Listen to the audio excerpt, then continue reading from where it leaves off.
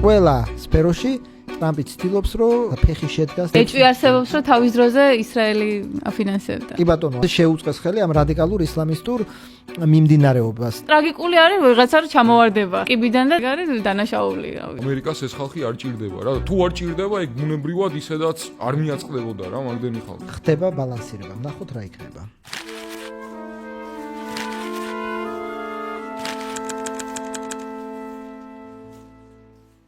გამარჯობა. დღეს ჩვენი მიმოხილვის მე-12 ეპიზოდს უყურებთ.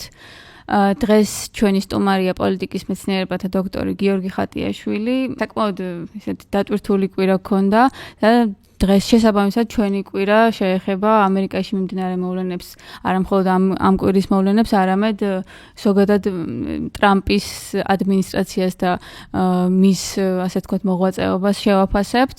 ასევე გეტყვით, რომ დაგვალაიქეთ, დაგვაშეარეთ და გამოიწერეთ ჩვენი არხი. ასევე იმასაც გეტყვით, რომ იმის გამო, რომ ქართულმა ოცნებამ მიიღო რეპრესიული კანონები, მნიშვნელოვანია, რომ მხარდაჭერა გამოუცხადოთ დამოუკიდებელ მედიას და ჩვენს მედიას.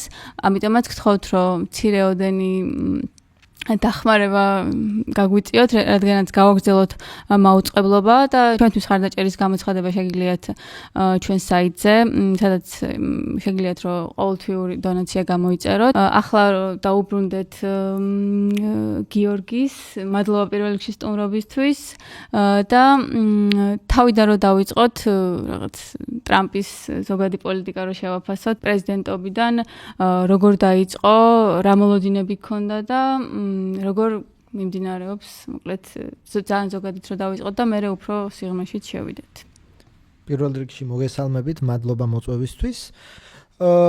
ტრამპის ეს მეორე ვადა, რა თქმა უნდა, პირველ რიგში განსხვავდება პირველი ვადისგან, იმიტომ რომ ჩვენ ვხედავთ, ასე ვთქვათ, უფრო ესკალატორულ პოლიტიკას, ხო, იქნება ეს ჰარვარდი, იქნება ეს ტარიფები, იქნება ეს სხვადასხვა საკითხები. პირველი ვადის დროს მაინც უფრო სიფრთხილე იქნებოდა ეს თუ ნაკლები რადიკალურობა ამ გადაწყვეტილებებში. ამ მეორე ვადაში მან ესეც თქვა, ხო, რომ ეს არის, თქვათ, ეს საღიაზრის ინაუგურაციის სიტყვაში თქვა, რომ ეს იქნება საღიაზრის რევოლუცია. მეორე არის პოლიტიკური იმპერატივი, რომ ასე ვთქვათ, ამერიკაში ხო იშვიათად არის ესეთი შანსი, მით უმეტეს ერთი პარტია აკონტროლებს სამივე სენატს, წარმომადგენელთა პალატას და პრეზიდენტობას და დემოკრატებმა თუ ერთი პალატა მაინც მოიგეს 2026 წელს, ხო, პრაქტიკულად ტრამპის ბოლო 2 წელიწადი იქნება ალბათ იმპიჩმენტს ეცდებიან დემოკრატები, შესაბამისად არის უნიკალური შანსი რესპუბლიკელებისთვის, კონსერვატორებისთვის და ტრამპისტებისთვის, რომ სიცოცხლეში მოიყვანონ ის დღის წესრიგი, რაც მათ ათწლეულობით თუ რა ვიცი, დიდი ხანია აქვთ შემუშავებული და განახორციელონ. იქნება ეს, თქვათ, რაც თქვათ, ილონ მასკს დაევალა და აღასრულა თუ არა ეს საკითხი, ეს იქნება ეს ფედერალური თავრობის შემცირება, ხარჯების შემცირება, სხვადასხვა ის კონსერვატიული დღის წესრიგის საკითხი, კულტურული ომის საკითხები, რაც ტრამპს ასევე ახასიათებს. შესაბამისად, ტრამპი ჩქარობს. ეს იმაშიც გამოიხატა, რომ ისტორიული რაოდენობის, ესე ვთქვათ, აღმასრულებელი განკარგულებები აქვს გამოცემული, საკანონმდებლო დონეზე ჯერჯერობით დიდი წარმატებებისთვის არ მიუღწევია. შესაბამისად, და მეორეა, ანუ ეს ყველა აღიარებს, რომ ხდება აი ამ პირველ მეორე ვადის ამ პირველ თვეებში, ასე ვთქვათ, ნამეტანი ძალისმიერი გამოყენება ამ აღმასრულებელი ხელისუფლების, ეს იქნება მიგრანტებთან მიმართებაში, დეპორტაციები თუ სხვადასხვა საკითხებზე, რაც მე ვთქვათ, სასამართლო უბლოკავს კიდევაც, იქნება ეს ჰარვარდი, იქნება ეს დაბადების უფლება, რომ ვთქვათ, არა მოქალაქის შვილს არის თუ არა ამერიკის მოქალაქე და ასე შემდეგ. ყველა სფეროში ტრამპი ცდილობს, რომ რაღაცა ფეხი შედგას და ეს აღმასრულებელი ძანებულების ძალით, თქვათ, პოლიტიკა შეცვალოს. მაგრამ ჯერჯერობით მაინც ეს ბალანსის სისტემა ამერიკაში და ეს სასამართლო ხელისუფლება ჯერჯერობით მაინც ეს ხდება ბალანსირება. ნახოთ რა იქნება. აი, იმიგრაციის ამბები ახსენე რა და პრინციპში ეს ბოლო პროტესტები, ხო, რაც მოედო მთელ ამერიკას და დიდ ქალაქებში მიდის ეს პროტესტი, არის ზუსტად აი ამ საიმიგრაციო რეიდების წინააღმდეგ, ხო? ანუ რეალურად შეუძლებელია, რომ ლოჯისტიკურად ისე მოხერხდეს, რომ მართლა აი ამ მიგრანტებისგან გაწმინდოს ამერიკა და რაღაცა, არ ვიცი, ძირძველ ამერიკელებს და უბრუნო სამუშაო და ასე შემდეგ, ეგ გამორიცხული ამბავია.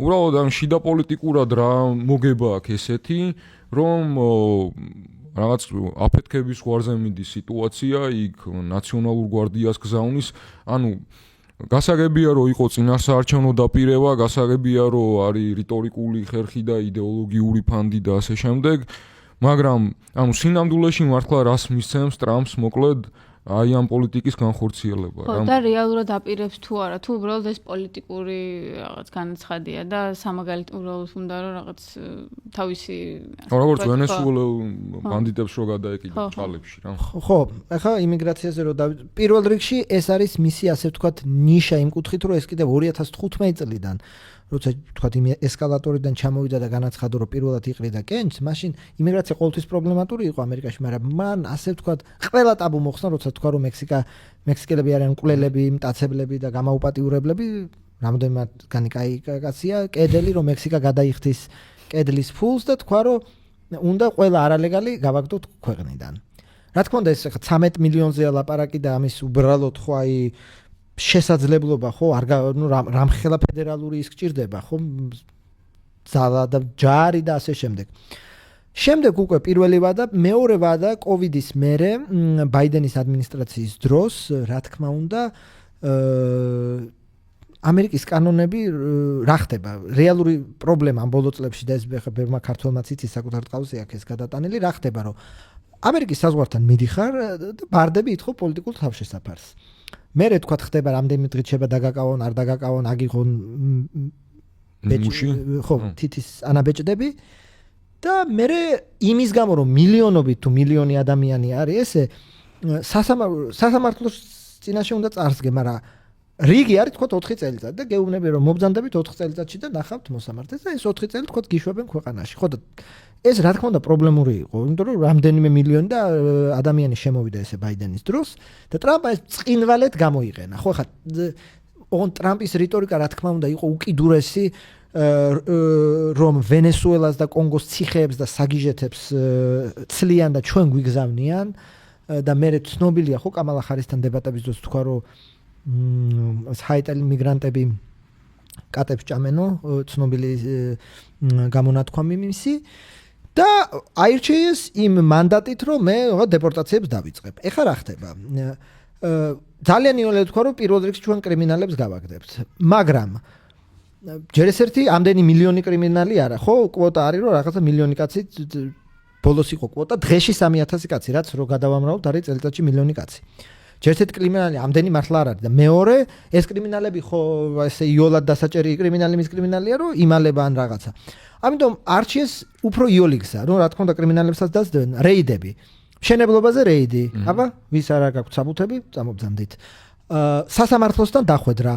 მიდის ადამიანი, მისი кейსია, მოსამართლე ხო, მოსამართლე უარს უტყავს და გამოდიხარ თუ არა, გელოდება საიმიგრაციო ფურგონი, წამობძანდით დეპორტაცია.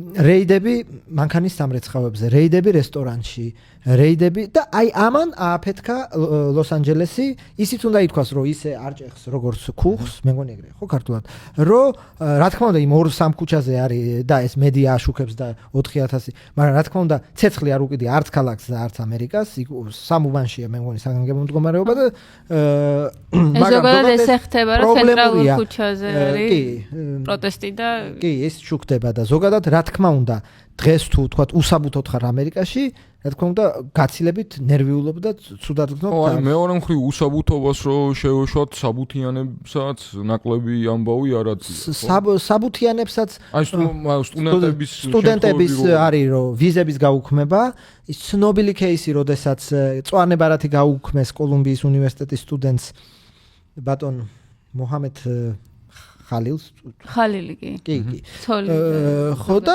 ლუიზიანას ციხეში, არ ვიცი გამოუშვეს თურქის სტუდენტი. კი, გააგდეს უბრალოდ ამერიკა. ხო, თურქის სტუდენტი ყველაზე გამოუშვეს.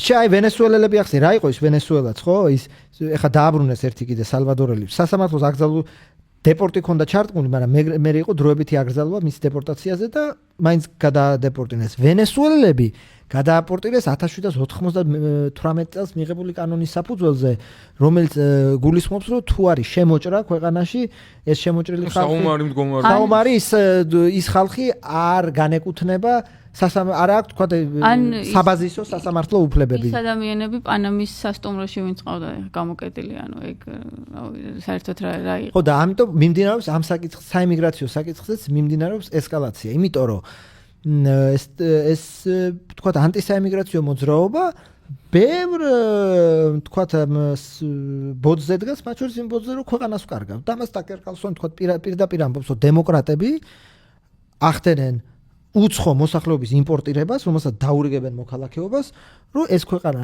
ჭალებში გაითქვიფოს და შეამცირონ თეთრი უმრავლესობა და თეთრები რესპუბლიკა. და შიგნით ყიდულობს ამერიკის მოსახლეობის უმრავლესობა. ვიღაცა ყიდულობს, რომ ეს რა ტრამპი ამბობს, რომ ესენი არიან კრიმინალები, რომ ჩვენ რას ამბობს ახლა მაგალითად, რომ ამერიკელ სტუდენტებს არ იღებს ჰარვარდი და იღებს თქვათ უცხოელებს. არა და ახლა ეს პირადი გამოცდილებაც არის.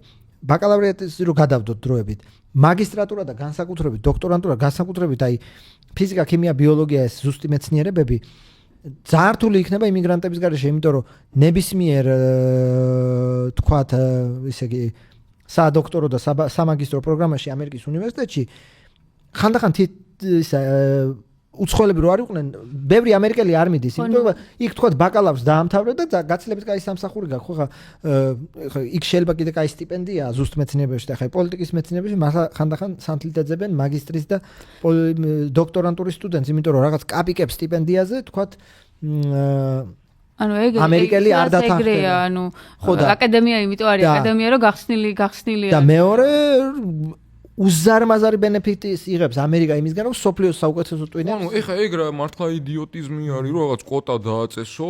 არა, კვოტაც არ არის რაღაცა, არ ვიცი. ხო, არ ვიცი. თუ არ ვწდები, Google არის რუსი ებრაელი ემიგრანტის თუ არ ვწდები, შეიძლება მერევა. ეხაც ილონ მასკიც კი იმიგრანტი, ხო, ილონ მასკის ყველაფერს რო თავიდანვანებოთ. თვითონაც ამერიკა რაღაცა ის სოციალური კეთილდღეობის ქვეყანა არ არის, რომ იქ სწავლა იყოს 100 евро სემესტრში და ანუ ეს ხალხი ფულს იხდის, ან ზოგი სტიპენდიას იღებს და მერე იმ რაღაცა ამერიკული ესე ვთქვათ მეცნიერებას რა თქმა უნდა და წარმოებას და ხო და ამის ესე იგი ბენეფიცი არის და მეორეა კიდე ხო მარტო სტუდენტებს ხო არ უთხრავს ამ ხარჯების შემცირება, განსაკუთრებით ამ კვლევების ხარჯების შემცირება, ხო? დაიწერა 1-2 რომ თქვათ ჩინეთი ეგრევე უგზავნის იმეილები მისდით ყველა დიდ პროფესორს თუ რაღაცა ვისაც რომ მობძანდით სრული დაფინანსება. იმიტომ რომ ჩინეთში ესმით ამ მეცნიერების ძალა და შესაბამისად ეს ნამდვილად ნახოთ როგორ გაგრძელდება, მაგრამ ნამდვილად არის თვითდამაზიანებელი ნაბიჯი. როგორც ესეც სიმართლე უნდა უთხრას, ხო, ხა უმეტესო კაი კრიმინალის მიღმა ის დაუწერელი სოციალური, პოლიტიკური და ეკონომიკური კონტრაქტი, რომ იმის ნიადაგზე, რომ არალეგალები პამიდორს $2 კრეფენ, ინარჩუნებს ის, რომ თქვათ საშუალო კლასს შესაძლებლობით დაბალი ფასები აქვს. როგორც იგივე აი ტარიფებზე რო გადავხდე, ხო?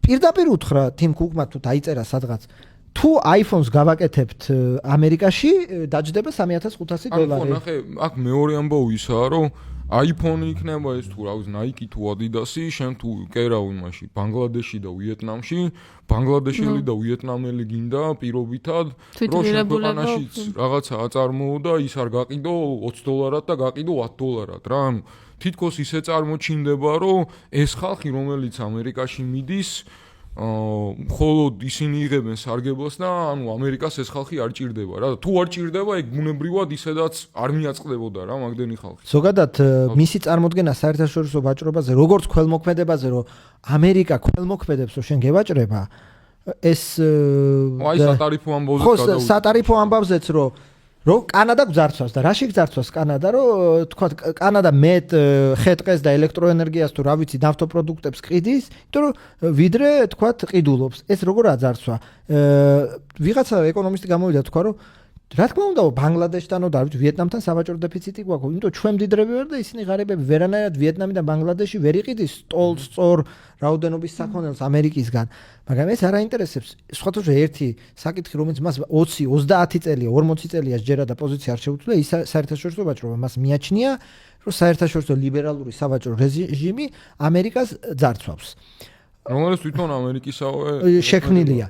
რაშიც თქვათ რაღაცა უფრო არგუმენტი გააჩნია ის აი ეროვნული უსაფრთხოების პოზიციიდან, რომ შეიძლება წამგებიანია, მაგრამ სუპერ სახელმწიფოს ეხა ფოლადის და რკინის ქარხანა უნდა კონდეს, იმიტომ კი არა რომ მომგებიანია, იმიტომ ყველას გვესვის რომ თუ რაღაცა დაიწყო, შენი რკინა და კოვიდმა ეს დაამტკიცა. რუბიო და ბესენტი მაგას ამბობენ რომ კოვიდის მერე ეგ არის ეროვნული უსაფრთხოება. ეხა ეგ მე ჩემი თვალით მაგ ნანახი ხო, ზე სახელმწიფოში ტუალეტის ხაღალზე რო ერთმანეთს ეჩხუბებოდნენ და ცარიელი რა ქვია დახლები. ხო, ცარიელი დახლები, იმიტომ რომ რაღაცა, ანუ ყველაფერს თუ ჩინეთში აწარმოებ, რომ შეიქმნას რაღაცა პრობლემა ჩინეთში, ხო, აღმოჩნდება რომ პირბადე შეიძლება ვერ შეგება. მაგრამ ეგ საბოლოო ჯამში ხო, ანუ ამერიკული კორპორაციების გაკეთებულია, ამერიკულმა კორპორაციებმა მაგითი სარგებელი მიიღეს. მათ შორის ან ტრამპის ამის ნაწილი არის. ხო, ანუ რატოა ეგ რა ჩინეთის ბრალი სიტყვა? არა, ჩინეთის ბრალი. მაგათ შექმნილი ხო. რომ ბოროტებაა ჩინეთი, იმიტომ რომ გძარცვა ბოროტება კანადა, ევროკავშირი, თან კანადას რაც ბრალდება ფენტანილი და ის 1%, ანუ ამერიკაში ამოღებული. ეგ საერთოდ რაღაცა. ეგ არის აი გაღმა გამოდავება, ხო, რომ აი ფენტანილი და ზოგადად ეს ტარიფების საკითხი და ეს ჩინეთის ძარცვავს საკითხი შიდა ბაზარსაც დაარტყავს, ხო, ანუ შეიძლება გაძვირდეს, არ ვიცი, ახლა იმიტომ არის რომ სუიცვლება ხან 130%-ია, მერე ჩამოდის, მერე მოლაპარაკებები, მერე საბოლოოდ ვერც ვერაფერი შეასრულა დიდად. და შენი აზრით რაღაც გრძელვადიანი სტრატეგია ეგ თუ უბრალოდ ტაქტიკური ნაბიჯია რომ ჩინელები დასვავს თქვათ მოლაპარაკების მაგიდასთან და ხო მაგარი დილმეიქერია და ასე შემდეგ. ხო, მათ შორის ანუ ჩვენ ეს ტარიფები როცა დაანონსა, მე ვნახეთ რომ აი ამ ლიდერებს, სოფლიო ლიდერებს ოვალურ კაბინეტში იწვევს და რაღაცა ერთად მიღწევს და ხო, ანუ რაღაცა ეგ რეალურად ეს პირველი ვადიდანაც ვიცი ჩვენ რომ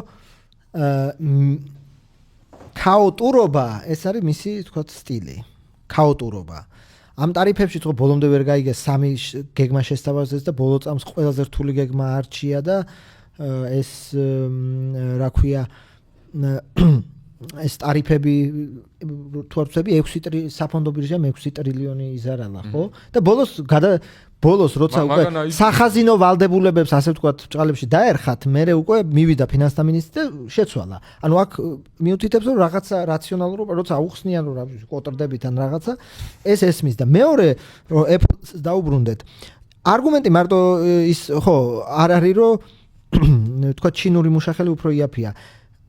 იწერება არგუმენტი რომ Apple-ს მაგალითად ამდენ ინჟინერს თქვათ Apple-ი ვერიშოვის თქვათ ამერიკაში რაც თქვათ ჩინეთში, იმიტომ რომ iPhone-ი ახლა მარტო ის ხო არ არის რაღაცა რომ იქ ააწყო ის მაღალ ტექნოლოგიური და მაღალ ინტელექტუალური პროდუქტია და შესაბამისად მიუხედავად ამის საჯარო წერს რომ iPhone-ია ჩვენთან უნდა აიწყოს, რა ვიცი, Nike-ის ბოტა და Nike-ის ბოტას თუ შეკერავ ამერიკაში, სადაც მუშას მინიმუმ $7.25 უნდა გადაუხადო, ჯანდაცვა მიცე და ასე შემდეგ და ასე შემდეგ, ბუნებრივია უფრო ძვირი აღება. ვენსი ამბობდა ეგეთ რამეს რა, რომ ჩვენ გლობალური უბრალოდ აი ამ უტარიფო და თავისუფალი ვაჭრობის მთავარი არსი იყო ის, რომ ჩვენ დავრჩენილიყავით ზევით, ანუ ჩვენ ყოფილიყავით ინჟინრები, ანუ ინტელექტუალური ძრავა და წამყვანი ესე ვთქვათ სპეციალისტები ჩვენ ყოლო და დანარჩენები უნდა ყოფილიყვნენ უბრალოდ შავი მუშები,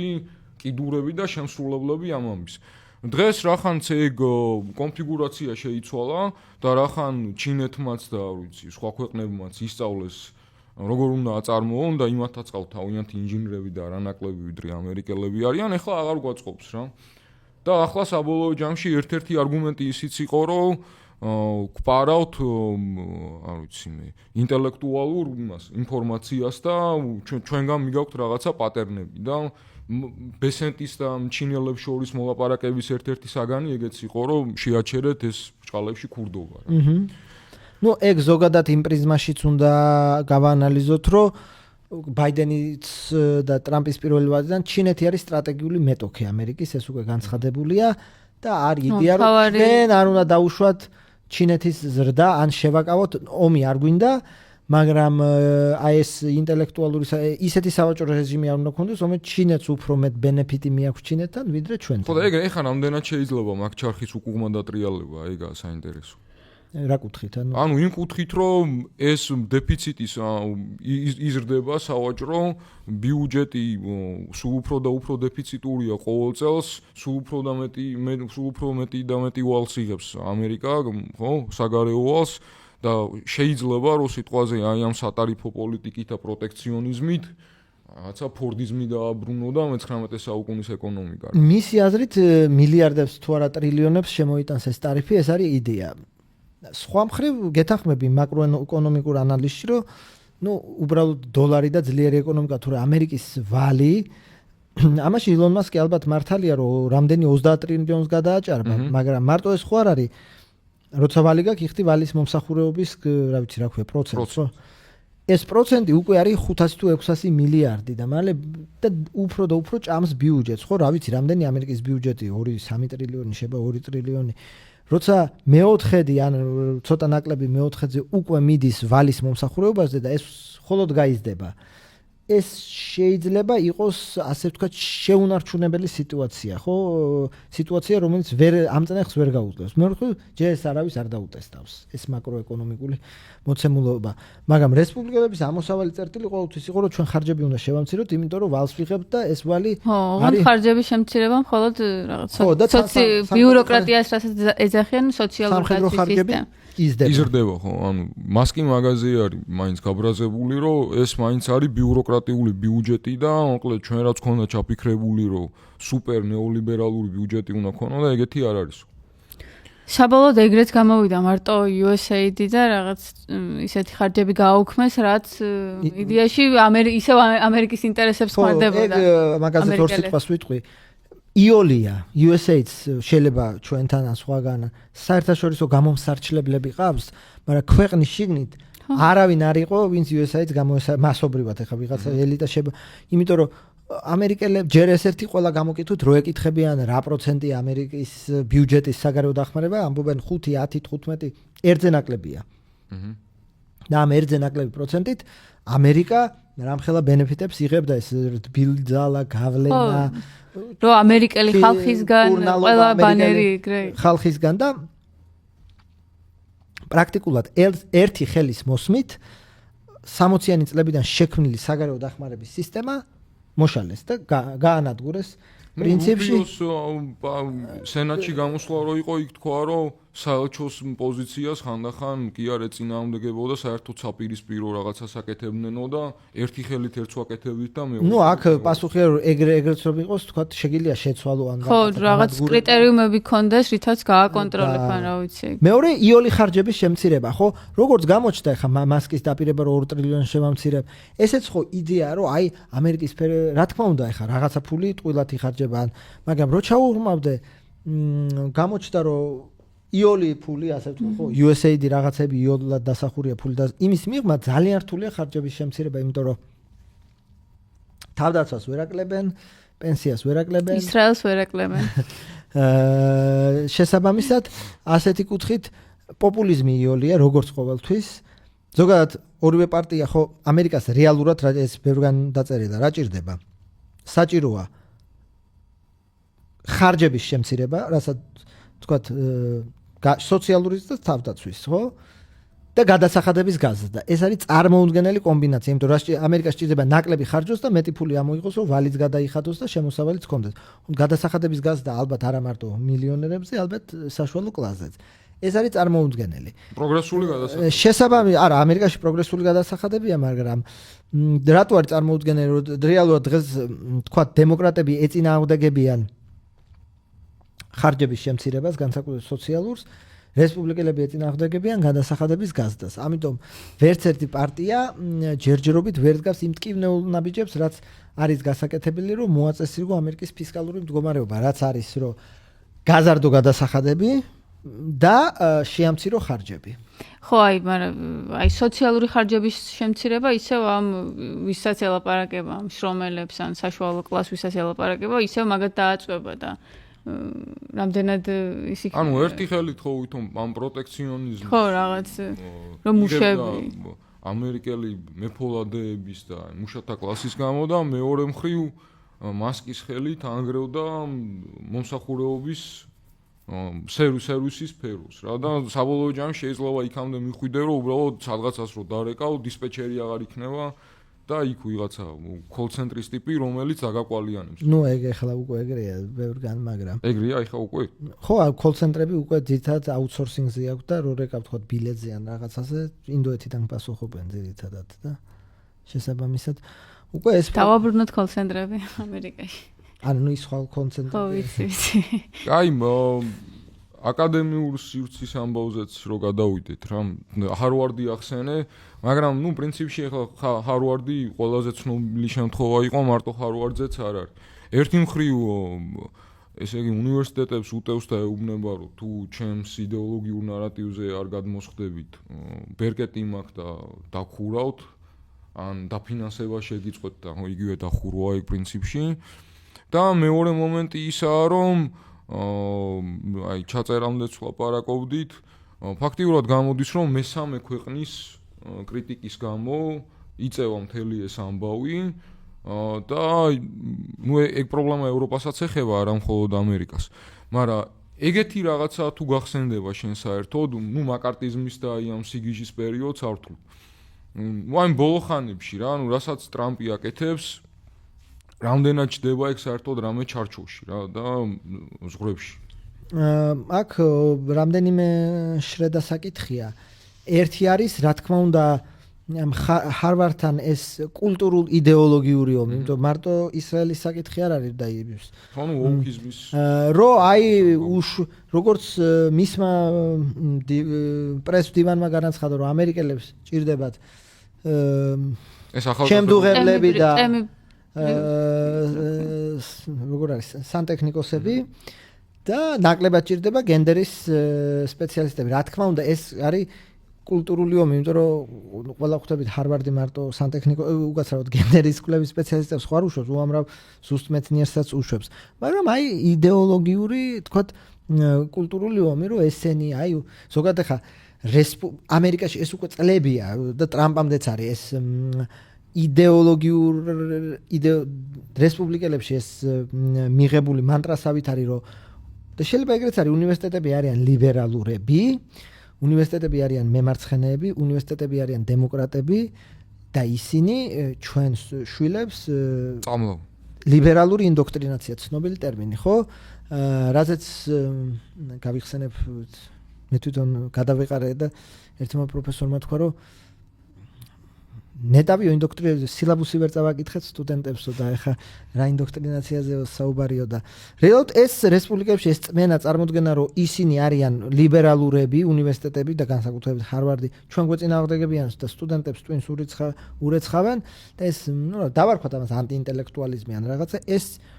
ტრამპამდეც იყო უბრალოდ ტრამპის დროს ეს სტეროიდებზე შეჭდა. ხო, მაგრამ მეორე ამბავია რომ აგერ შექმნან, რა ვიცი, ჭყალებში ტრამპისტული განწყობები რა უნივერსიტეტებში ეგრე შეჯიბროვითობის პრინციპით რა. ანუ ეგ გამოდის უბრალოდ ის ამბავი რომ მე რაღაც ძალა მაქვს გერევი და ანუ თუ მაგაზი არის არა თუ ჩემ მოთხოვნებს არ დააკმაყოფილებ იმიტომ ჰარვარდს წაერედგინა რაღაცა ულტიმატუმები რომ ახლო აღმოსავლეთის კვლევების სილაბუსი ესე უნდა იყოს ესე რაღაცა სხვა გადმოგვეცით საერთაშორისო სტუდენტების სიები რაც სასაცილო რა თქმა უნდა ამერიკამ ანუ იქ 1000 ფედერალური პროგრამა რომელიც რა თქმა უნდა ამერიკის მთავრობამ იცის ეს საერთაშორისო ან გადმოგვეცით ნებისმიერი დანაშაული რაც ამ საერთაშორისო სტუდენტმა ხო ანუ ავტორიტარიზმისკენ არ მინდის ეგ ამბავი შე როგორ ფიქრობ იცით როგორ არის ხა ტერმინებიზე ნუ ვიდავებთ რა თქმა უნდა ეს არის ასე ვთქვათ აღმასრულებელი ხელისუფლების ძალისმიერი არა ძალისმიერი გამოყენება და ჯერჯერობით სასამართლოს სადაც შეუძლია და სადაც ვთქვათ ნამეტანი გადააბიჯებს აჩერებს და ანუ მეორე მხრივ შეიძლება სულ გადაწყვეტილებებს იღებს მაგრამ აბსოლუტურად კანონის ანუ მისი ანუ ამერიკის მთავრობას სასამართლო გაარჩევს მაგრამ მე მგონი აქვს უფლება რომ თქვა გაგიუქმოს საერთაშორისო სტუდენტური აგრეგატი ხო მაგრამ ეგ ხა რავი ოცნებაზე ლაპარაკობთ და ეხა ანუ კანონების აღსრულება შეიძლება არ იყოს სამართლიანი ხა თუ ეხება მაგალითად პალესტინის მხარდამჭერს ეგ ანუ რაღაც სხვა რატო ანუ დემოკრატებს წინასაარჩევნოთ სხვათა შორის ბაიდენის სანამ იყო კანდიდატი კამალა ჰარისიც რო იყო, სულ ჰქონდათ ეს რომელიც ბევრი ამბობს კონტრპროდუქტიული იყო, იმიტომ რომ ნუ წააგეს და ხალხმა არც დაიჯერა, იმიტომ რომ სულ ჰქონდათ რომ დემოკრატიასა და იმას შორის არჩევანი, რომ ტრამპი ეს არის ჰიტლერი დაახლოებით ეგეთიც იყო და ნუ ეს უკიდურესობები ხალხმა არ დაიჯერა, მე ვთქვი ტრამპის არგუმენტაცია რომ აი მე მას ამართლებენ, იმიტომ რომ თქვენსკენ ვარ რაღაცა. ეგ უფრო დაიჯერეს იმ კუთხით, რომ ეხა ის ნიუ-იორკის სასამართლო პროცესი რომ მართლა სისულელეზე იყო, ამას ლიბერალებიც აღიარებენ და შესაბამისად ეს ნარატივები პირიქით გადათარგმნა ხალხმა, რომ აი სად არის დემოკრატია, როცა აი თავარ კანდიდატს ასამართლებთ, რომ თავარ კაცს უსჯიდს, რომ აი არ გინდათ ამ კაცმა არჩევნებში მიიღოს მონაწილეობა და ასე შემდეგ და ასე შემდეგ და საბოლოოდ, რავი, ჩემი აზრით, საბოლოოდ ამერიკას დღეს რაც ექმნის ამინს, რომ დემოკრატია, რა ვიცი, თავისი ლიბერალური დემოკრატია თუ რაც იყო, რაღაც დაასამაროს, საბოლოოდ დაუსვას წერტილი. მაგრამ ეგ ლიბერალური დემოკრატიაც რა, ეს ჰარის რაზეც არ დაუსვეს, კითხვა მართლა წინა საარჩევნოდ ყველაფერზე იყო შუალედური პასუხი. ხო, ჰარისის პრობლემა ცალკე არის, მაგრამ ზოგადად ეხა ტრამპის არჩევაც ცალკე ისა ყალბი და პირისპირობა გამოდის რა. ერთხარ ეს არიან ეს ულტრა რაღაცა ისა და მეორე აქეთ ამ ხარეს არის ვითომ ულტრაკონსერვატორი, ხო, ან საერთოდ აი ტრამპის ულტრაკონსერვატორობა მართლა არ გაიშვას, რაღაც მე საბოლოოდ გამოვიდა რომ რაც იმან წამოაძახა რომ ეპშტეინის კუნძულზე გადავიდეთ. კუნძულზე იყო და არ ვიცი, ხო. ეხა არ ვიცი ვიღაცები ამობენ რომ ვიღაცები რა წინასწარმეტყველება არ უნდოდა მაგას პრინციპში სავარაუდო იყო რომ ესენი ერთმანეთს არა მაგას მართლა არც ის უნდა არც დიდი მისნობა ორი უდიდესი ეგოცენტრიკი ნარცისი ადამიანი რომ ერთმანეთს თან დიდხანს ვერ მოძოვდა ეს გასაგები იყო ყველას მაგრამ ეხა აქ მეორე ამბავია რომ ეს გავიაროთ კაი ხო წინარე ისტორია და მე რაზეც დასხეს ერთმანეთს ეგებს ვთქვათ მაგრამ მე მინდა რომ ბარემ ისიც გითხრა შენი აზრით მასკის ესე განზიდვა მე ბოდიში მოუხადა კი მასკმა ტრამპს ბოდიში მოუხადა და ესეც იშვიათ შემთხვევაში ზედად არ უხდის პოლიტიკოსებს ბოდიში მაგრამ თქვათ ითქვა რომ ამის მიზეზი შეიძლება ის იყოს რომ განუზომელი ძალაუფლება აქვს ამერიკის ფედერალურ მთავრობას ტრამპის მასკზე ხო ეგ მასკის კონტრაქტებზე ტესლაზე მასის ხო სახელმწიფო დაფინანსებაზე ზის ასე ვთქვათ კი ნამდვილად და აი ესე კაცი რომელიც პარაზიტებს ეძახდა ყველა ბიუროკრატიის ხარჯზე ხარ თუ თვითონ არის ყველაზე დიდი ბენეფიციარი სახელმწიფო, არ ვიცი, აქტივების თუ რაც ჩემთვის პრობლემა არ არის, თვითონ არის ყველაზე დიდი ისა. არა, პრობლემა არის იმ შემთხვევაში, როცა ვიღაცის კერძო ჯიბეში ხო, ხო, არჩევნებზე აქვს ადიდ გავლენა. არა, ზოგადად კონცეფცია რომ რაღაც სამეცნიერო რაღაც მიღწევებისთვის სახელმწიფო რაღაცაში თანხას იღებს და გასცემს, ანუ ეგ კონცეფცია მისთვისაა მიუღებელი, თვითონ ლაპარაკობდა მაგალითად, მაგრამ ჩემთვის ძალიან გასაგები და რაღაცა მნიშვნელოვანი რაღაცაა. აი მე მაინტერესებს აი ამ სკანდალის მერე არის თუ არა რამე შანსი რომ მასკი განუდგეს რა ამას საბოლოოდ და ვთქვათ მაყუთი მისცეს დემოკრატებს თვითონზე. არა. როგორც სასამართლოს არჩევნებზე ხო გაიგიჟა თავი კანდიდატს. როგორც უკვე აღნიშნე, მან ბოდიში მოუხადა ტრამპს, რაც მეტნაკლებად შერიგების, ეხა ის ურთიერთობები ნამდვილად არ აღდგება, მაგრამ შეიძლება იყოს ასე ვთქვათ ცივი მშვიდობა. მეორე გადემოკრატება თუ არა ილონ მასკი ჯერჯერობით არა, იმიტომ რომ ის წმენა წარმოდგენები რაც ილონ მასკს აქვს მარჯვნივ და შეიძლება ითქვას ულტრამემარჯვენია და არ მგონია ის უცებ შეითხოვა ფაშისტური საუბარი ეხა ის ხელისაწება რომ მე მაგალითად მართლა გადაჭარბება მგონია რომ ახლა ნამდვილად დარწმუნებული ვარ რომ ეხა ჰაილ ჰიტლერ არ უთქვია და ხო მაგრამ აი რატო რა იდიოტია მაგდენი არც ის არა და არც ანუ ხელი იმიტომ არ აწია რომ ეხა რაღაცა ფაშისტური და ნაცისტური ესე გამოვიდა რომ ისე ხელი აწია მაგრამ მგონია რომ ნამეტანი დრამა მოაწყეს რომ დრამა ეხა არ არის ანუ იდეაში ხა ელონ მასკი ხელს აწევს თუ არ აწევს საერთოდ ესე არ ცulis, მაგრამ ზოგადად ანუ რატო აწია მაშინ თუ ეგრე არ უნდა რა ვიცი ანუ მეორე ახსნა გულიდან წაიღო ანუ რა ახსნა რომ რატო აწია არა უბრალოდ ანუ რატო ჩავიდა აექცეს რატო შეხვდა გერმანიაში არა ეგ სხვა ამბავია ხა ეგ მაგისი ნაწილია რომ აი მე ვარ არა აებდეს იმიტომ რომ ნუ ეს კონტრაქტის გაჩერხვა უნდა ანუ ეგა ემხრობა აებდეს და თulis რომ რაღაცა ულტრა ამ სინამდვილეში მე მართლა მგონია რომ არც არავის ემხრობა უბრალოდ SpaceX-ის რა ვიცი კონტრაქტები გაჩარხოს და ევროკავშირი მაგიტომაც ეზიზღებათ პრინციპში რომ ყველაფერზე არა მაგრამ აი ამ თანამგზავრების ამბავში წინააღმდეგ წავიდა და იქნება ალტერნატივა გამოენახა მასკს რომ იქ მემარჯვენე ძალები მოვიდნენ და მე მაყუთი მაჭრევინონ ამაზე თორე იმის რეალურად მართლა არ მჯერა რომ ეს ეხა მაინკავს კითხულობს ამ კითხვის ეგეც კაი ამბავია რა არა იცის ნამდვილად კითხვა იცის მაინკავს არ ვიცი ალბათ არ კითხულობს აი გერმანულად არ იცოდინებ კითხულობს თავის Twitter feeds რაშიც ანუ ის მიდრეკილება სხვადასხვა ის მიდრეკილება რომ აი ნებისმიერი სიგიჟე მემარჯვენე ჭორი დაიჯეროს ეგ აქვს ტრამპსაც პრინციპში აი სამხრეთ აფრიკის ამბავზეც ალბათ ერთ-ერთი კონტრიბუტორი ესეც ხო ის მეც დარწმუნებულია რომ ტრამპის პოზიცია სამხრეთ აფრიკასთან მიმართებაში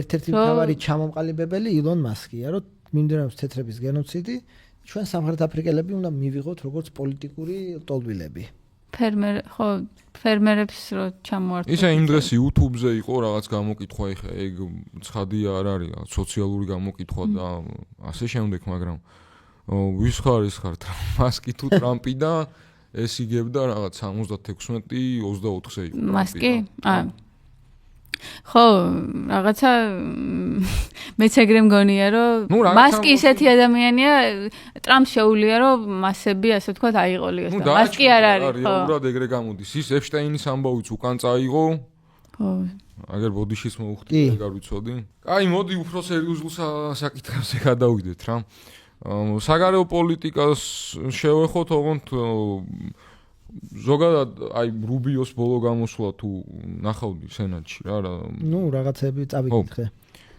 ეგ პრინციპში კარგად აღწერდა იმას ტრამპის საგარეო პოლიტიკის მთავარი კონტურები რა არის ზოგადად რო შეაფასო რა არის ეს საგარეო პოლიტიკა დღესდღეობით და მე უკრაინაზეც გადავიდეთ რა დანარჩენს დღესდღეობით ამერიკის საგარეო პოლიტიკა მგონია რომ ყოველთვის იყო ალბათ მეტლაკებად მაგრამ დღეს უკვე დაუფარავდა და პირდაპირ ამბობენ ეს ტრანზაქციონალიზმი საგარეო პოლიტიკაში ანუ ჩვენ რა ხეირი ხო რუბიოც ამოსო ჩვენ რა ხეირი რომ ამდენ მილიარდს ვაძლევდით რა ვიცი სერბეთში საჯარო შესყიდვების გასაუმჯობესებად ჩვენ რა ხეირი ამიერიდან საგარეო პოლიტიკამ უნდა მოუტანოს ამერიკელებს ხეირი ის იქნება ვაჭრობა უსაფრთხოება გრენლანდიის და პანამის არხის მოთხოვნა იმიტომ რომ პანამის არხი ჩვენ გავთხარეთ და ჯიმი კარტერმა დოლარად მისცა ტორიხოს პანამის პრეზიდენტს გრენლანდიის შემოერთების სურვილი კანადის ანექსია უფრო მგონია ეს პოლიტიკური ის იყო რატომ იყო ეგ სხვა საკითხი იმიტომ რომ პრაქტიკულად მომაკვდავი ლიბერალური პარტია გააცოცხლა ისე რომ პრემიერ-მინისტრი გაიყვანეს ეს უნდოდა თუ გვერდითი მოვლენა იყო ეგ სხვა საკითხია მაგრამ ზოგადად მეგონი გვერდითი მოვლენა იყო ტრანზაქციონალიზმი საგარეო პოლიტიკაში ანუ რა ვიცი თქვენგან მე რა ხეირი და მე ჩვენ არ დაგი თუ არ გადაიხდით არ დაგი ოღონდ ეგ საკითხი ანუ ისრაელის შემთხვევაში ეგრე არ არის ალბათ კერა და ნუ ისრაელის შემთხვევაში ხო ანუ ეგ ისრაელზე არ ცელდება ორპარტიული კონსენსუსი უკრაინაზეც აქვს კითხვები რომ რაში გჭირდება ეხა უკრაინაში ფულის ჩადება დახმარება ირანის კონფლიქტშიც რაღაც ცდილობს რომ არ ჩაერთოს და რაღაც ისრაელი ჩართოს და თვითონ არ გამოჩნდეს რაღაც და აი პალესტინაშიც რაღაც მაგრამ აი ისრაელი არის პარტნიორი რომელსაც ყველაფერს უსრულებს თუ არ ვიცი რა ქვია მაგას აი მეორე მხრივ უკრაინასთან მიმართებით ხო სულ იმას ამბობს რომ ეს ბაიდენის ომია და კაი ეგ ყველაფერი გასაგებია რა მაგას რატომაც ლაპარაკობს მაგრამ ანუ მეორე მხრივ ამის ესეთი ორმხრივი როგორ თქვა რა, ანუ რაღაც ორპირული დამოკიდებულება ამ უკრაინასთან, ანუ ერთ დღეს გალანძღავს მას ზელენსკის, მეორე დღეს იტყვის რომ შემაშფოთებელია რა საკეთებს პუტინი. ანუ აი გავიგეთ რომ 24 საათში და 48 საათში ვერ დაასრულებდა, ვერც 100 დღეში ვერ დაასრულა. რა არის მოკლედ ტრამპის ადმინისტრაციის სტრატეგია უკრაინასთან მიმართებით? რა უნდათ უკრაინისგან? ბაიდენის ადმინისტრაციის პოზიცია იყო არაფერი უკრაინელებზე, უკრაინელების გარეშე და უკრაინის მთავრობა ეწინააღმდეგებოდა მოლაპარაკებებს. შესაბამისად ბაიდენის პოზიცია იყო რომ ესენი ეწინააღმდეგებიან, ჩვენ აი რაღაც იარაღს მივცემთ, იქ კილომეტრებსაც დაუთვლით უკრაინას, რომ იქ ვერ ისროლოს რაღაცა და ეს ომი ესე გაგრძელდება, რაც იყო კომფორტული პოზიცია, მაგრამ მეორე მხრივ ჩიხური პოზიცია, იმიტომ რომ თან არ გინდა რომ უკრაინა ისე გაძლიერდეს რომ რუსეთმა ბირთვული იარაღი გამოიყენოს, თან არ გინდა რომ უკრაინამ წააგოს, თან უკრაინას იარაღი უნდა მისცეს, თან არაფერ ნაბიჯს არ გავრო. ტრამპმა ეს საკითხი გამოასწორა იმ კუთხით, ჩვენ ვითხოვთ ცეცხლის შეწყვეტას. ამისი ერთგვარი შედეგი ის იყო რომ 3 წლის მერე რუსეთი და უკრაინა დაჯდნენ მოლაპარაკების მაგაზე, რა თქმა უნდა, შვიდობა არ მიიღწა, მაგრამ რაღაცა ჰუმანიტარული საკითხები მაინც მოაგვარეს. და ისიც რომ ამ დაჯდომას ამერიკის პრეზიდენტის ესეთი ეწოდა სჭირდებოდა, კიდე მიუთითებს რა დონის ანტაგონიზმია ამ კონფლიქტში. ხა ცოტა რომ გადავუხვიოთ, დასრულდება თუ არა ეს კონფლიქტი, თუ ნახეთ რა მემორანდუმით რუსეთმა გადასცა უკრაინას, იქ პირდაპირ წერია რომ ან გაიყვანთ ჯარს იმ 4 ოლქიდან რაც ჩვენ მივიჩნევთ, ანუ მომცემთ იმას, რის აღებაც მე მესამე თუ მეოთხე წელია ვერ მოვახერხე და ყოველი 10 მეტრი მიჯდება უდიდესი სისხლის და რესურსების ფასად, ან იმას მომცემთ, ან ვიომებთ. რასაც ალბათ და ვერც ერთი უკრაინის ხელისუფლება ვერ დათანხმდება, იმიტომ რომ ყველაფერზე თავი დამარბება, დონეცკში ეს არის ყველაზე გამაგრებული ხაზი, ხო, ფრონტის და გადმოხვიდე ისეთ ხაზზე, სადაც გამაგრება. ანუ ტიპები ეუბნებიან, რომ რასაც მართლა 3 წელივე რო აკეთებთო, ეგ თქვენინებით დათმეთო და ეხა მაგას ან ვიომებთ, აქ არის რომ მეტი ხალხი მყავს და თუ შემდეგი 2 წელიწადი, ან 1 წელიწადი ჩემთვის სტრატეგიულად უფრო მომგებიანი იქნება და მე მეც მოგთხოვ ვიდრე ახლა და ეს ახლა როგორც დრო გვაჩვენებს. მეტი ხალხი მყავს, მშვიდობიანებს დაგიხოცავ, საავადმყოფოებს დაგიბომბავ, სკოლებს დაგიბომბავ და დაგატერორებ რა, რასაც აკეთებ. ხო, ან ვიომებთ, ან იქნება ისე როგორც მე მინდა, ან ვიომებთ. ხო, და აი მაგის ფონზე ეხა ტრამპი რომ ამბობს, რომ ზელენსკი და რუსეთი და უკრაინა პარკში მოჩხუბარი 2 ბავშვია, რომელსაც ცოტა მიუშვებთ ერთმანეთთან და მერე გავაშველებთო, აი რამდენად სერიოზული მიდგომაა რა. ეს რა თქმა უნდა სერიოზული მიდგომა იმ კუთხით არ არის რომ ახლა არა მე პირდაპირ გაგებით კი არ ვამბობ. აი გათანაბრება რომ მიდის რომ ანუ 2 ბავშვი ერთმანეთთან ჩხუბავს თითქოს ეგ ახლა მისი ჩამოყალიბებული პოზიციაა რომ ბაიდენმა და ზელენსკიმ ანუ მე რო ყოფილიყავი ეს ომი არ დაიწყებოდა ამას ამბობს ყველა გამოსვლაში რამდენჯერ უთხრა ზელენსკის რომ შენ გამოდაიწყო ხო ანუ ესე იგი შენ ეგრე ფიქრობ რომ ამის გაცხადებული აზრი არის ის რომ უბრალოდ ჩამოყალიბებული აზრია რომ ზელენსკიც თანაბრად დაუნაშაულია თანაბრად თუ არა არ ვიცი მაგრამ ომის დაწყებაში ის პირადად მიიჩნევს ზელენსკისაც დამნაშავეს ეს ცხადია და ეს არაერთხელ მას თავისი პირით უთქვამს რაც შეეხება რომ ცოტა ვიომოთ მანდ და მე გავაშველოთ ეგ ეხა რომ გადმოვთარგმნოთ საერთაშორისო ურთიერთობების ენაზე არის რომ თუ ორივე მხარე დარწმუნებულია რომ ომით მე შედეგს მიიღებს ვიდრე სამშვიდობო მოლაპარაკებებით აუცილებელი არ არის მაგრამ აი ომმა შეიძლება ეს გამოავლინოს თუ ორივე მხარე დარწმუნდება რომ ვერანაირად ვერ უგებს მეორე მხარეს მე შეიძლება უკვე მიეცეს სამშვიდობო მოლაპარაკებებს მეტი გზა გასახანი იმიტომ რომ ეს ვაჩხუბოთ შეიძლება გამოჩნდეს რომ ვერც ერთი მხარე ხო მაგას რუბიო უკვე იძახის პრინციპში რომ ეს კონფლიქტი სამხედრო გზით ვერ გადაწყდება. ეგ ძალიან ბევრჯერ თქვა. ხო, მაგრამ მოლაპარაკებების გზითაც როგორ უნდა გადაწყდეს, ეგეც გაუგებარია. რუსეთი ითხოვს უკრაინის კაპიტულაციას ფაქტობრივად. და ეგ არ ცვლის მილიმეტრზე ამ მოთხოვნებს. შესაბამისად, ანუ ვერ დამთავრდება რა, ვერც ისე და ვერც ასე. ხო და ანუ პუტინის გათვლა არის რომ შეიძლება რუსებს უჭირთ და რაღაცა, მაგრამ დღეს სამხედრო მანქანა რაღაცნაირად მიღողავს და ხო და ეს ლინცი გრემის კანონ პროექტი მიიღონ და ეხა მანდ ეგ ურთულესი კანონ პროექტია, იმიტომ რომ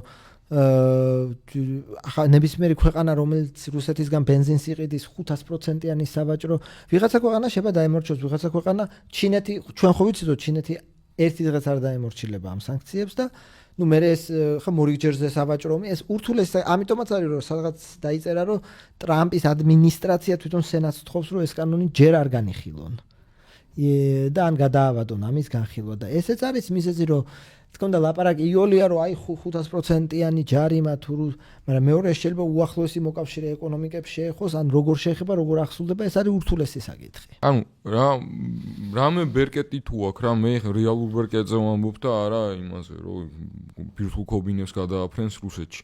რამე რეალური ბერკეტი თუ აქვს ტრამპის ადმინისტრაციას დღეს იმისთვის რომ თქვა პუტინი გააჩეროს. აქ არის ორი ვარიანტი. პირველი მიაწვეს უკრაინელებს და აიძულოს უკრაინელებს მიიღონ კაბალური პირობები, რომელსაც ისინი არ იღებენ, ამ შემთხვევაში პუტინი გაჩერდება და მეორეა ისე მიეხმაროს უკრაინელებს, რომ რუსებმა ჩათვალონ, რომ მათ აღარ აქვს სამხედრო მოქმედებების წარმოების თავი და დაუზავდნენ უკრაინელებს. აი ეს ორი გამოსავალი აქვს ტრამპს. აი რატო არ აკეთებს მეორეს? ვერ გეტყვით აი ორი პირველს ვერ აკეთებს ხო ფაქტია ანუ პირველს ვერ აკეთებს ზელენსკი საანაც აწვებოდა მაგრამ მეორეს ვერ აკეთებს შეიძლება იმიტომ რომ ჯერ ერთი დარწმუნებულია და თulis და ესეც არის უთქვამს რომ რუსეთი მოიგებს და უკრაინა დამარცხდება მეორე შეიძლება არ უნდა იარაღის ნამეტანი თქვათ გადაცემა. აი პატრიოტები მისცეს ბოლო-ბოლო რომ სასაკლაოები არ მოაწყონ თქვათ იმ. ხო, არ ვიცი ახლა რამდენად ის ვინ მოაწყოს სასაკლაო. ანუ რუსებმა რა ვთქვათ ეს საჰაერო ესე ვთქვათ დარტყმები ასე თუ ისე მოიგერიოს უკრაინამ. რა რასაც დღეს ვერ აკეთებს იმის გამო რომ როგორც უკრაინელები ამბობენ არ გვაქვს. ხო, გასაგებია ეს პატრიოტის სისტემები რა თქმა უნდა ევროპაშიც გას ამერიკაში, მაგრამ ჯერ-ერთი ცოტაა, მართლა ცოტაა. და ყოველი ახალის მოძებნა ურთულესი პირობები. იმიტომ ყველა ქვეყანას მიუხედავად იმისა, რომ უკრაინისადმი სოლიდარულები არიან, ყველა ქვეყანას მაინც თავის დღის წესრიგი აქვს და ახლა ამ ხელაომი, რომელიც ევროპაში მიმდინარეობს, კიდე განიარაღდე, ცოტა შეიძლება რთული საკითხი იყოს. და შესაბამისად ხო, მაგრამ აი მოლაპარაკე თუ ამ ყველაფერს გავითვალისწინებთ, ანუ რაც ვილაპარაკეთ და რაღაც, ანუ მაშინ ამ მოლაპარაკებების აზრიც რა იყო, ანუ ან რა არის, ანუ არაფერი არ იცვლება, უკრაინა ისევ იმ დღეშია, დაჟე შეიძლება ითქვას უარეს დღეშია, მოლაპარაკებები წინ არ მიდის. ამ მოლაპარაკების აზრი არის ერთი არის ტრამპის ასევე ვერც ერთ ხარ უარს ვერ ეუბნება, ტრამპს და ამიტომ დაჯდა. ნუ ეხა უკრაინისთვის ეგ სტრატეგიულად მნიშვნელოვანი ამერიკის მხარდაჭერა, ამერიკის გარეშე ვერ გადარჩება. კი ბატონო, მეორე ესე იგი არის რომ მიზერული, მაგრამ ეს ჰუმანიტარულ საკითხებზე დიალოგიც ძალიან მნიშვნელოვანია და ამ საკითხზე. და მესამე არა, მაგრამ ვცადოთ, ან გავიგოთ რა მოთხოვნებია. მაგრამ რეალურად შიდა პოლიტიკურადაც შეიძლება გამოდგომოდა თუ რაღაც ხეირს დააწყდა. მაგრამ შიდა პოლიტიკურად უკრაინის და რუსეთში პუტინი აგზავნის სიგნალს ამ დოკუმენტით, რომ მე ხო ხედავთ ერთი მის ხალით, ხო, არა, თუ რა თქმა უნდა, თუ შიდობას დაამყარებს, რა თქმა უნდა. აი, მოდი ირანის და ისრაელის, პალესტინისაც. კი ბატონო. მოდი ისრაელის პოლიტიკაზე ვილაპარაკოთ და ზოგადად ამ ნეთანიაჰუს და ტრამპის ძმაკაცობაზე და აი ამ ტანდემზე რა. სხვათა შორის, მიუხედავად იმისა, რომ პროისრაელია ტრამპი და ნეთანიაჰუსაც კარგად იცნობს, თქვათ ის რომ ისრაელში არ ჩავიდა და არაბულ სამყაროში ჩავიდა, ეს ზოგმა აღიქვა რომ ხო, რაღაც ბიზნეს ის რომ ჯერ მოუწია იტალიაში ჩასვლა იმის გამო რომ ის გარდაიცვალა. ხო, პირველ ოდაზეც ხო არაბულ ქვეყნებში. კი, ეს მაგრამ მე მგონი ისრაელში ჩავიდა და ხო, ეხლა ტურნე მოაწყო და ისრაელს გვერდი მეორე ის საკითხი ისრაელთან რომ თქვათ ეხლა რა თქმა უნდა შეტევა განხორციელდა მაგრამ ამბობდა რომ აი მე ვაჩერებ ბიბის, ხო? მე ვაჩერებ იმისგან რომ ირანი დაბომბოს. მაგრამ ზოგადად ტრამპის ადმინისტრაცია პრინციპში ორივე ადმინისტრაცია მეტნაკლებად ისრაელის ადმინისტრაციას მობიარდა პოზიციებს აირჩევდა, შეიძლება ბაიდენის დროს ან რაღაცა იარაღი არ მიეცათ ან ვიღაცა დაესანქცირებინათ. ხო, მაგრამ ანუ არც ისიც არ გაუწევიათ. ანუ როგორიც იყო ბაიდენის დროს, ისევე გრძელდება ახლა დიდი განსხვავება არისო, ვერ იტყვი ახლა. იმიტომ რომ სენატში ანუ მიწვევები და ამ შემდეგ, ანუ ყოველთვის დიდი გულისხმიერებით ხდებოდნენ ბიბის. ეხა ირანს რაც შეეხება რამდენიმე ტრამპის მოსვლიდან მოყოლებული აწეულია ეს თემა, რომ ბირთვული შეთანხმება უნდა დაიდოს, რომლიდანაც პირველი ვადის დროს თვითონ გავიდა და ახლა იყო ლაპარაკი, რომ რაღაც გამდიდრების უფლებას უბტოვებს თავარია. არ ვიცი ზუსტად თავარი უიტკოფის ხელით რაც გადასცეს, იქ იყო დეცენტრალიზაციაზე ლაპარაკი და რეგიონული კონსორციუმი უნდა შექმნილიყო და ეს ურანი უნდა მიწოდებოდა ირანს ან გარე ქვეყნებიდან, ან შეიძლება შიგნითაც დარჩენილიყო, ოღონდ ტოტალური კონტროლის და არანაირი გამდიდრება და ასე შემდეგ. რაც ფაქტია ირანმა არ მიიღო.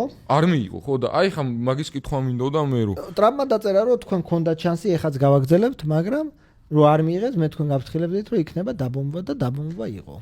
ხო, ანუ შეაშინა ირანი, შეიძლება ეგრეც ითქვას, რომ აგერ მყავს მე დაბმული ძაღლი, რომელსაც თუ არ დამთანხმდებით, ხო, ზეწოლის ბერკეტია, რომ თუ არ დამთანხმდებით აუშვებ. კი ბატონო, ოღონდ აქ ეხა ირანი ამ ომის შემდეგ და ამ დაბომბვის შემდეგ არ ამგონია, რომ მისი პირველი აზრი იყოს, რომ ეხლა მოდი შევთანხმდეთ. პირიქით. თეირანში პროტესტი დაიწყო დღეს აგერ. ანტი-ამერიკული თუ ანტი-სამთავრობო? არა, მთავრობას თხოვენ, რომ ისრაელს პასუხი გაეცეს. ხო, აი ეს ცოტა ფართო თემაა, რომ ჩვენ როგონია, რომ ავტორიტარულ ქვეყნებში არ არის საზოგადოებრივი აზრი.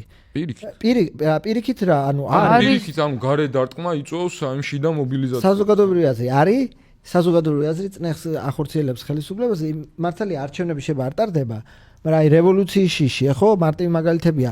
არაბულ ქვეყნებში ყატარის ემირს აქვს ნათქვამი, რომ ისრაელის უამბობს ვერ დაუთმოთ პალესტინელებს, იმიტომ რომ შიდა მოსახლეობა ეწინააღმდეგება და ჩვენც ყვავსო ადგილობრივი და საზოგადოებრივი აზრი და ჩვენც ვერ დაუთმობთ ახლა ისრაელს, იმიტომ რომ შეიძლება ხალხი აჯანყდეს. და რაც შეეხება ირანს, რომ დაუბრუნდეთ, აქ არის საკითხი, გადაწყვეტს თუ არა ახლა ამდენი წლიანი ლაპარაკის შემდეგ, რომ არასოდეს ჩვენ არ ვარ ვითარებდით ბირთვულ პროგრამას, ირანი შექმნას ერთი რაკეტა მინიმუმ, როგორც ესე ვთქვა, დაზღვევის პოლისი და უსაფრთხოების პოლისი. ეგ საინტერესო კითხვაა. და ეხა აი ამ დაბომბვებს მოყვა ეს 100 დრონი, ეგ გასაგებია, რომელიც ალბათ რა ვიცი, რამდენი ყველა ჩამოყარეს, ხო, გუმბათ კინის გუმბათი და ასე შემდეგ. მაგრამ აი რისი თქმა მინდა. მაგრამ მეორე მხრივ ჩვენ არ ვიცით, რა თქმა უნდა, ზარალი მიადგა ირანის ბირთვულ პროგრამას, მაგრამ ჩვენ და ფიზიკოსები გავრცელდა ინფორმაცია, რომ კი ბატონო, ფიზიკოსებიც მოკლეს, რევოლუციონერ გუშაკთა კორპუსის გენერალიც მოკლეს, მაგრამ აქ ლაპარაკია, რომ შეუსულელი ადამიანი არ არსებობს, ხო, თეორიულად. აქ ლაპარაკია, ვინა დარჩა თუ არა ვინმე, ვინც იცის ეს საკითხი, ან ისე ხო არა ირანს გადამალული ეს თქვათ ბირთვული პროგრამა იქნება. ხო, პირველი შემთხვევა არ არის, რომ ისრაელმა თქვათ დახოცა ამათი ბირთვული მეცნიერები. ხო, არა, ეხა ეს უბრალოდ ძალიან დიდი შეტევა იყო, რომელიც ხა ისრაელშიც ხო ალბათ ხდებიან, არ ვიცი, დანთანი ხო თქვა შეიძლება რამდენიმე ტალღა იყოსო. რაც ლოგიკაში არის, იმიტომ ერთი დაბომბვით ახლა თელ ბირთვულ ხო და ეს ირანი ესე გულხელდაკრეფილი იქნება, გულხელდაკრეფილობაში. ხო, ირანი შეიძლება წავიდეს ბირთვული იარაღის შექმნაზე. ხო, არა, ეხა შენ გამორიცხავ თქვა სახმელეთოს სრულმასშტაბიან ომს და სახმელეთოს უბრალოდ ირანმა შეიძლება იდიოს შური და ის სრუტე გადაკეტოს, რომელიც ასე ვთქვათ ნავთობის რამდენი 40-ის სრუტეში გადის სოფლიო ნავთობის 30% თუ არ ვწდები. ნუ სახმელეთო რა, მე გულისხმობ უბრალოდ სრულმასშტაბიან. ხო, სრულმასშტაბიან ომს. სრულმასშტაბიან ომს არმიების შეტაკება ჭირდება, რაც იმის გამო რომ თქვათ ესენი ერთმანეთს არ ესაზღვრებიან, ხო. გამოცდილი. ნაკლებად სავარაუდოა და ირანს ასევე არ ვიცი ყავს თუ არა ასეთი ძლიერი ავიაცია, რომელსაც შეუძლია ისრაელის სახარებრო თავის სისტემის გარღვევა. ამერიკის ბაზებს შეუძლია რომ დაუშვას და დაბომბოს სიტყვაზე. ხო, ოღონდ რუბიომ გააფრთხილა რომ ჩვენ არაფერს შუაში არა ვართ და ჩვენ ნუ შეგვეხები. რომ მაგაზეც პასუხი იქნება ალბათ. აი მოდი პალესტინაზეც და წეღან საუბრობდით იმაზე, რომ აი ომების დასრულება უნდა, აი რაღაც მოლაპარაკება უნდა, ბაიდენის ადმინისტრაცია არ იყო ამ საქმით დიდად დაინტერესებული უკრაინის შემთხვევაში. და ანუ მე მაინტერესებს ანუ რატო არ აკეთებს ამას ღაზის შემთხვევაში, ანუ მესმის ახლა ყველაფერი უსაფრთხოება, ღაზა, ანუ ეხა რასაც უყურებთ არის რაღაც როცა აგერ მერციც და ანარჩენი ევროპელებიც ამ ხრივ ამერიკის პოლიტიკაში თანმიმდევრობა იგრძნობა, იმიტომ რომ ბაიდენიც ვერ აკეთებდა. არა, ეგ გასაგებია, მაგრამ ბაიდენს ჰქონდა ეგეთი პოზიცია, რომ აი თქვათ წეღანაც ვახსენეთ, რომ უკრაინა რუსეთის მოლაპარაკებები ანუ არ მიმდინარეობდა, რაღაცა დიდად არ იყო, ანუ მშვიდობისგან მოწყობილი არ იყო დიდად. ხო და ანუ ტრამპის შემთხვევაში, რომელიც მუდმივად ცდილობს რომ რაღაც აი ირანთან მოლაპარაკებებიც მიმდინარეობდა, უბრალოდ რაღაც თავისი პოზიციები ქონდა ეხა ამერიკას და ირანს თავისი მიზნები აქვს. ამ შემთხვევაში ანუ 10 ცდილობს კი. ეცადა, იმიტომ რომ 20 იანვარს ხო დადოფიცი და 19 იანვარს სტივ ვიტკოფი მისი სპეციალური წარმოქმნა. ხო, მაგრამ ეხა ანუ პირველი ცეცხლის შეწყვეტა ქონდა. ისრაელის არასრულებს ამ ცეცხლის შეწყვეტის ვალდებულებას შესაბამისად. ხო, მაგრამ ჰამასი ამ ტყვეებს არ უშვებს არა მარტო ამის გამო, იმიტომ რომ ეს არის ბერკეტია. ერთადერთი, ანუ ჰამასი თუ ან როცა ყველა ტყვეს გაუშვებს, მერე ხო ეს ხო ცოცხალი ფარია ეს ტყვეები, როგორც სამწუხაროდ, როგორც როცა ხარ თქვათ ტუნელებში, გვირაბებში საწყალი ღაზის მოსახლეობაც არის ცოცხალი ფარი იმ კუთხით, რომ სამხედრო მოქმედებები. ხო, მაგრამ აი ჰამასის აი რაღაც ოღონდ მაგ ცოცხალ ფარს ისრაელი არ ითვალისწინებს და არანაირი მგრძნობელობა. მათ შორის არც საკუთარ მოქალაქეებს ახლა არ ვიცი ათასობით რაღაც ასობით ის ჩატარდა მათ შორის რომ მოლაპარაკება გადავიდეს არა გაბომბვის რეჟიმში, არამედ გადავიდეს მაგიდასთან,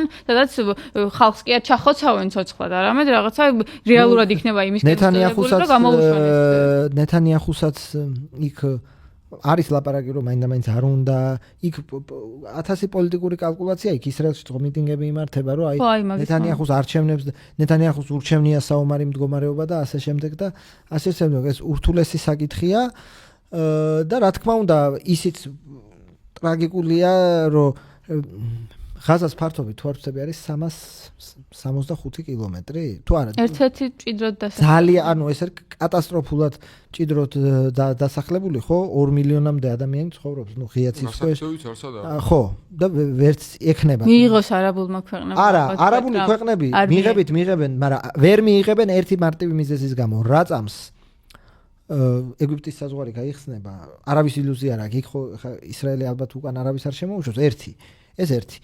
და მეორე, ეგვიპტისთვისაც და იორდანიისთვისაც ეს პანარაბიზმისთვის ეს საკითხი, რომ აი პალესტინის სახელმწიფო და პალესტინელები ამ კუთხით აუცილებელია მათთვის, რომ ისინი იქ იყვნენ. ამიტომ რომ ეს იდეა ცოცხლობდეს. ამიტომ სამწუხაროდ პალესტინელები არიან არა მარტო სამხედრო მოქმედებების ძევლები და ჰამასის ძევლები, არამედ ამ და ბიბის ნუ ხო რა თქმა უნდა ახლა სამხედრო ბლოკადის ქვეშ ცხოვრობენ წლებია. ან არაბული იდეის, რომ ჩვენ ახლა პალესტინის სახელმწიფო უნდა შევქმნათ და ამიტომ ჩვენ ვერ დაუშვებთ, რომ იმდენს თქვა პირდაპირ ინტერვიუ იყო, სადაც ამბობს, რომ ჩვენ აქამდე გვიჩიჩინებდნენ ეს ევროპული ქვეყნებიო, რომ ორი სახელმწიფო და ასე შემდეგ და ჩვენ ვნახეთო ამ წლების განმავლობაში რა არისო პალესტინელებისგან და არაბებისგანო მშვიდობაო და კაცი ამბობს პირდაპირ გადაწყვეტილად, რომ ღაზა აღარ იარსებებს. და ანუ არანაირი ორი სახელმწიფო არა ორი სახელმწიფოს იდეა დიდი ხანია. ხო, ნუ არა, ხო, მაგრამ მე რას ვამბობ, იცი რომ თუ იმაზე მიდის აქ ამბავი, ზოგადად რა გეგმა აქვს ღაზასთან მიმართებით, თქვათ ისრაელის სახელმწიფოს, ამას ნათანიაჰუ ამბობს, რომ იქ ეს ხალხი არ უნდა ცხოვრობდეს. ეს 2 მილიონი კაცი უნდა გაქრეს და ეს ტერიტორია უნდა იყოს ჩვენი და ეხა. არა, ეხა 2 მილიონ კაცს ესე ვერ არ მგონია ეხა ნათანიაჰუ აპირებდეს 2 მილიონი. ხო, მაგრამ თუ ჩახოცა ეს ხალხი და რაღაც ხო და ტრამპიც real estate-ის კუთხით 2 მილიონ კაცს ამბობს. ნათანიაჰუ არ და ვერ ჩახოცავს და არ არის ამაზე ლაპარაკი. ნუ პროგრესია აქვს, ანუ შეუძლია. სამხედრო მოქმედებებია და ომია და რა თქმა უნდა. არა, მე არ მაგაში ვერ დაგეთანხმები, რომ ეგ ომია. ომი არ არის. ეგ არის გენოციდი, რა ვიცი, ანუ ჩემთვის ომი რანაირადაა ახლა ბავშვს და ხალხს და იმას რა ქვია, მოხუც რო კლავ, რავი, ანუ ეგ ომი არ არის. ანუ გასაგებია და უტრაგიკულესი სიტუაცია. ტრაგიკული არ არის, ეგ არის დანაშაული, ომის დამნაშავედაც აღიღარეს და ტრაგიკული არის, ვიღაცა რო ჩამოვარდება კიბიდან და ჩავარდება და ეგ არის დანაშაული, რა ვიცი. არ გეთანხმები მოკლედ. აი, მოკლედ აიმით დავასრულოთ რა, რამეში თუ შეიძლება რომ საერთოდ ტრამპმა წინააღმდეგობა გაუწიოს ამ კაცს რა. კი, და აქამდეც ანუ მე ხელშესახებს გეუბნები. ანუ ხელშესახებს, ანუ რიტორიკულს არა, კი, ანუ რეალურად თუ სრულად ამოქოგა ამერიკის სახელმწიფოს წვირთი, რა თქმა, ერთადერთი სახელმწიფო, რომელიც ისრაელს ჭყალებს შეუძლება მიაწვევს, იმიტომ რომ ისრაელს ეხმარება და ეს ბაიდენის დროსაც ესე იყო, არის ამერიკის შეერთებული შტატები. იქნება ეს რა თქვა მეტი ჰუმანიტარული დახმარება შეუშვი ან რაღაც ეგეთ დონეზე. აწვება თუ არა ტრამპი ნეთანიაჰუს, ну რაც გაზეთებში იწერება, რომ იგივე ირანთან დაკავშირებით აქამდე უნებოდა არ დაესხა თავს. პირველი თქვა სამშვიდობო მოლაპარაკებები მაგრად გაიგეს. ხო. რეალურად რა თქმა უნდა ეხლა ხო უბრალოდ რა ვიცი რუკას რო დავხედოთ ეხლა ისრაელი არის საქართველოზე პატარა სახელმწიფო. ანუ მეორე მხრივ ევროპელები ამბობენ აგე რომ ჩვენ არანაირი ზეწოლის ბერკეტი არ აგვაქვს რა ისრაელზე. ერთადერთი ვისაც აქვს ესაა ამერიკა, მაგრამ ნუ ფაქტია რომ ზოგადად რესპუბლიკელები და განსაკუთრებით დონალდ ტრამპი ძალიან პრო-ისრაელი არიან და ну ნეთანიაჰუს სხვადასხვა ეტაპები ჰქონდა, როცა ნეთანიაჰუმ ბაიდენს მიულოცა ძალიან ნაწყენი იყო ტრამპი ნეთანიაჰუს და ეხა ის საკითხი რომ დავაბრუნო ტრამპის პიროვნებიდან გამომდინარე ეგრე ეხა მეგობრობა მithumetes პოლიტიკაში ხო ილონ მასკის მაგალითად დაამტკიცა როგორ შეუძლია ადამიანი აღამაღლოს ისე შეუძლია ხაზი გადაუსვას უპრობლემოდ. მაგრამ აქ ლაპარაკია ზოგადად პოლიტიკასთან მიმართებაში და ჯერჯერობით ნუ ტრამპის ადმინისტრაციას თვლის რომ თუ ანუ არის მოლაპარაკებები თუ ხამასი არ დათანხმდება ამ ტყვეების გამოშვებას ისრაელი გააგრძელებს სამხედრო მოქმედებებს და ეს სამხედრო მოქმედებები როდესაც არის ლაპარაკი დეტროიტის ხელა მე მგონი ტერიტორიაზე გარდაუვლად გამოიწვევს იმ კატასტროფულ უბედურებას რაც ხო მაგრამ აი ეგ ისინი არ ყოფილა აი ძევლები არ ყოლია საერთოდ ჰამას, მაგრამ ეგ ხალხი მაინც 2020 წელს არ დაწყებულა ეხლა. ეგ ცხოვრობდა და მაშინ ახლა ღაზას ბლოკადის აზრი და იდეა ისრაელი 2005 წელს გამოვიდა ღაზადან მთლიანად, რაც არიელ შარონს დაუჯდა სიცოცხლის ფასად.